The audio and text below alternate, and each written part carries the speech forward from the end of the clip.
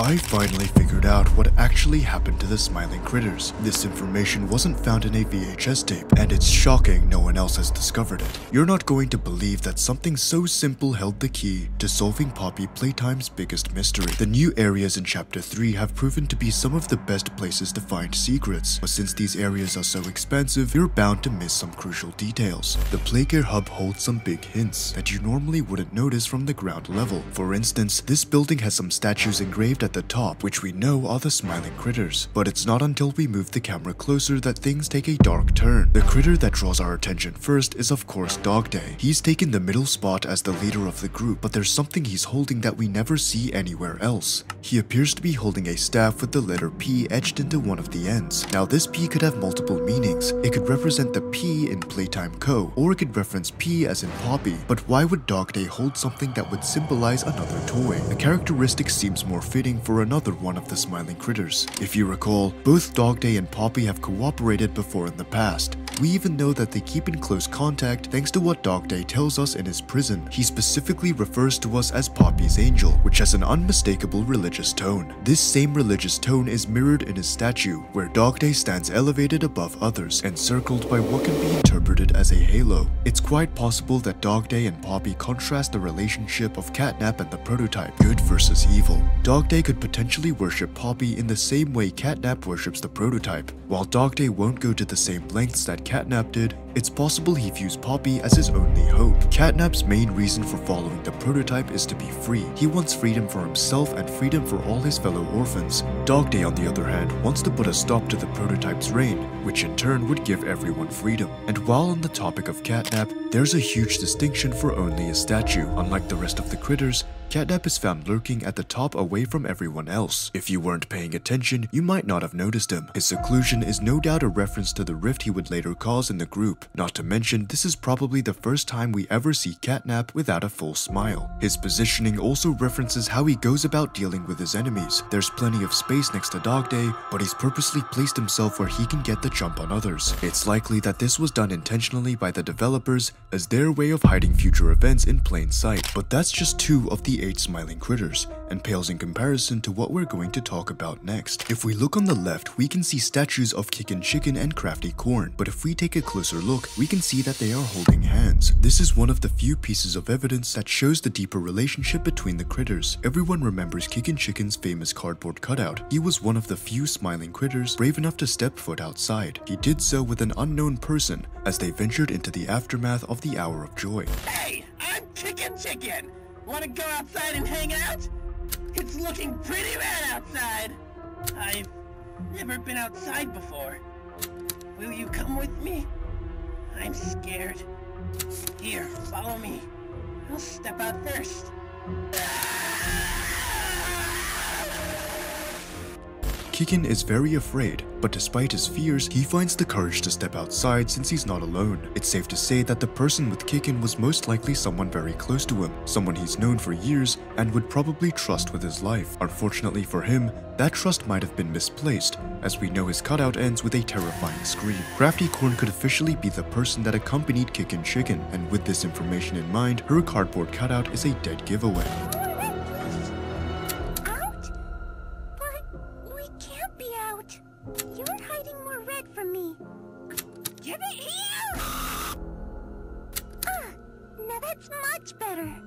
Crafty Corn tells Kickin' that they can't be out, in reference to the color red. This could also be interpreted as a reference to Kickin' trying to get her to come outside with him. After hearing that there's no more red paint, Crafty Corn decides to find more red someplace else, a place that just so happens to be inside of Kickin' Chicken. The scream we hear inside of Crafty's cutout finally makes sense, but we're still left with one problem. If Crafty and Kickin' are as close as their statues suggest, why would Crafty resort to murdering a loved one? Well, we know that the Hour of Joy was hard on everyone, especially on the Playtime staff. Crafty killing Kickin' most likely occurred several months after the Hour of Joy. The lack of food and water was too much to bear, and she was slowly driven into madness. For her, painting was not just a hobby but a lifeline. Without it, no one would be safe. But Crafty Corn and Kickin' aren't the only critters with a secret relationship. In fact, you could argue that this next pairing had the darkest fate of everyone. If we look to our right, we can see another duo of Bobby Bearhug and Hoppy Hopscotch holding hands. With this information in mind, we can now solve each of their cardboard cutouts. Hoppy's cutout focuses on the idea of her hopping to the moon. She also uses terms like we, which suggests that she's with at least one other person. But what if I told you that it's not just Bobby Bearhug she's with, and there's actually another companion? What I'm about to tell you is going to blow your mind. I'm Hoppy Hopscotch! Wanna try hopping to the moon with me? On three with me. 1, 2, 3! Heh, didn't get very far, did we? One of the first things we hear Hoppy mention is going to the moon. But wait, where have we heard that before? The moon is actually referenced by Bobby Bearhug when she tells an unknown person how much she loves them. Hi, I'm Bobby Bearhug. Wanna know how much I love you? I love you to the moon and back. The moon symbolizes a location where the critters will be safe. That's why Hoppy is desperately trying to jump to the other side. But who would Hoppy and Bobby need to be running away from? There's a good chance that Catnap was close on their tail, and this jump was the only thing standing between their freedom. But as we know, Bobby and possibly one other critter were too scared to make the jump. The height of the fall was too large, and unfortunately for Hoppy, she found out the hard way. 1, 2... Oh no! Don't look at your feet! None of that matters! Again! Jump! Having seen Hoppy plummet to her death, Bobby and who we presume to be Dog Day made a break for it. Dog Day accompanying them makes the most sense in this scenario, seeing as Catnap was very desperate to catch him. Somewhere along the line though, Bobby and Dog Day get split up, and it isn't until sometime later that they are reunited. I'm lost without you. I've been lost a long time. Please, take me with you this time. You won't leave me, will you? Bobby pleads with Dog Day to never leave her again, as she's seen alone this entire time. We don't get another voice line after that, but the continuation is actually hidden in Dog Days. Go! As far as you can! Why are you just standing there?